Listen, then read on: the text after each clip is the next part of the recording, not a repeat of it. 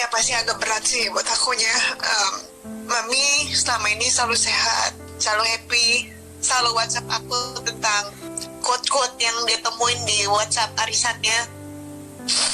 Terus sama beberapa hari ini Mami nggak pernah WhatsApp aku lagi. Kaget juga dengan kondisi yang sekarang. Ternyata Mami memang agak sedikit drop sekali. Tapi doain terus. Aku percaya kalau misalkan ada mukjizat juga dari Tuhan. Yang penting aku juga udah usaha. Papa mamaku mengalami positif COVID-19 dan ternyata mamaku mengalami komplikasi atau bisa dibilang juga ada komorbid juga gitu. Mamaku tuh selama 2 minggu papa dan mamaku ini diisolasi mandiri di rumah. Aku cuma bisa cari tahu keadaan mereka tuh hanya lewat telepon aja gitu dan video call. Dan ternyata hari Senin kemarin ada dokter yang datang ke rumah, dia bilang kalau saturasinya mamaku tuh 45. Sedangkan posisinya mamaku sangat baik-baik aja. Dia masih bisa minta minyak air panas sama papaku, masih bisa ngomong gitu. Cuma karena mungkin kondisinya dia punya komorbid, dia ada diabetes dan juga ada darah tinggi.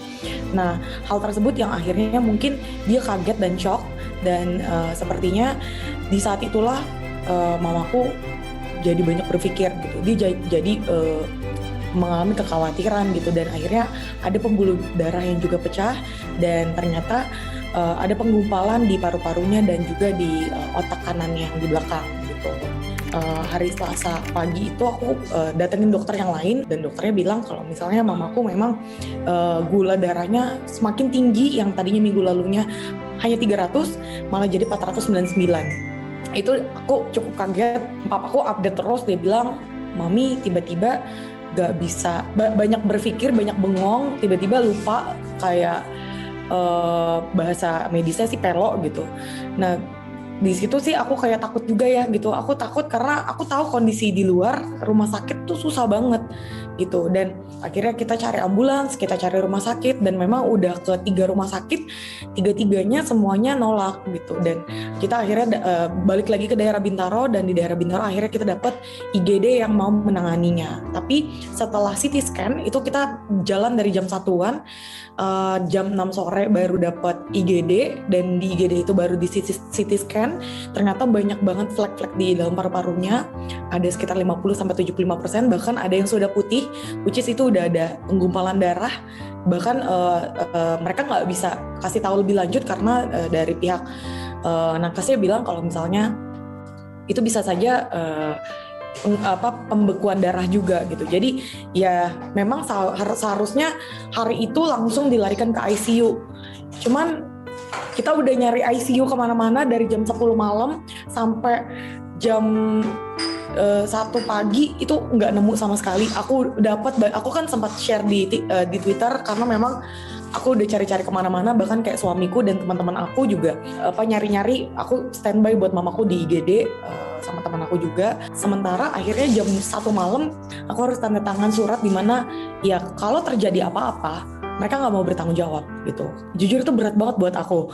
Manda sempat datang, cuman dia harus balik lagi ke puncak karena situasinya memang dia lari, dia kabur dari lokasi syutingnya karena ya urgent gitu kan. Ya udah di situ aku harus make decisions gitu jam 1 malam itu. Di situ aku benar-benar kayak berdoa, Tuhan, aku yakin ini tidak akan terjadi yang hal-hal buruk apapun yang telah dikasih tahu, aku percaya tidak akan terjadi gitu. Kalaupun aku tanda tangan di sini ya Tuhan supaya buat mami tuh lebih baik lagi ke depannya. Aku bilang sama papa sama adik aku bilang berdoa terus ya, berdoa terus. Kita percaya besok ada mukjizat Tuhan, pasti dapat ICU gitu. Jam 3 pagi aku ditelepon kalau pengen masuk ke rumah sakit yang ini, mau masuk ICU ini, kalian harus balik lagi jam 4 pagi. Which is aku nggak tidur sama sekali tuh saat itu. Aku sampai di Premier Bintaro itu jam 4 pagi lagi. Pas aku nyampe di sana belum ada updatean karena dia bilang kalau misalnya mau masuk ICU harus ikutin aba-aba aku, dia bilang kayak gitu. Oke, aku tunggu.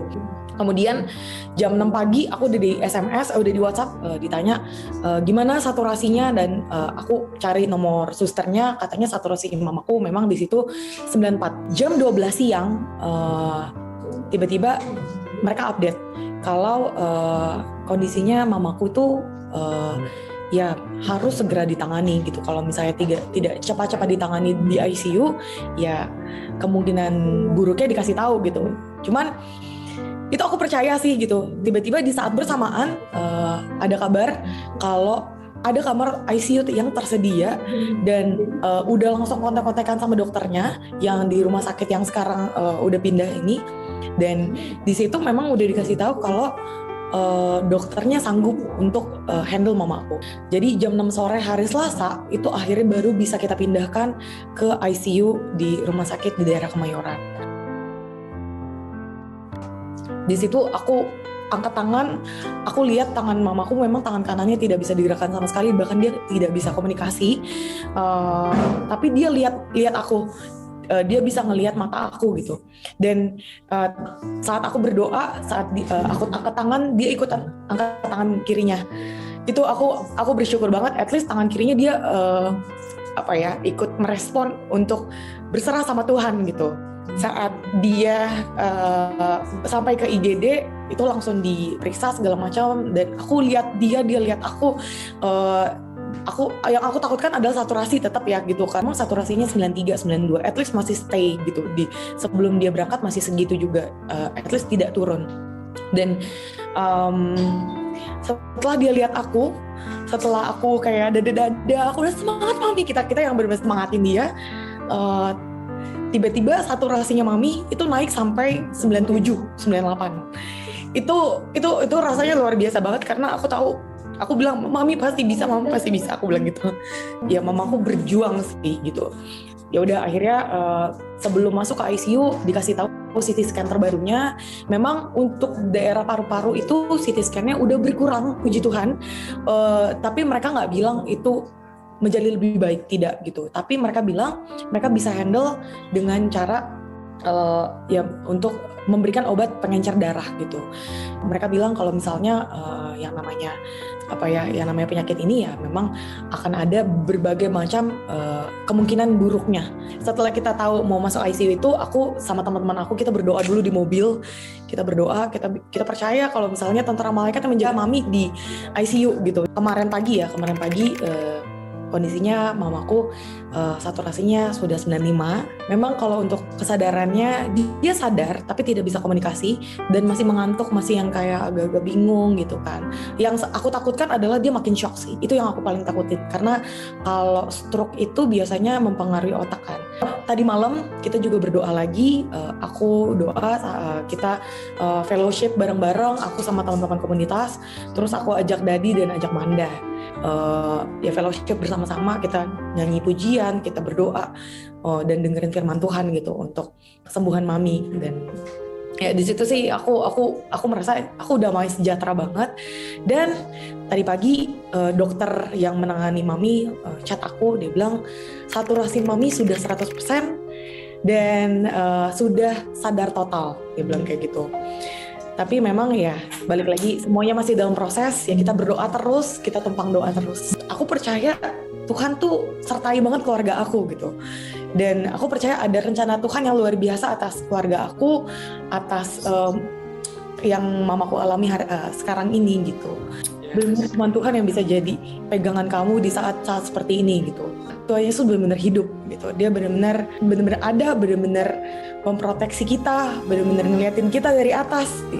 Dia tahu gitu apa yang menjadi kerinduan kita masing-masing.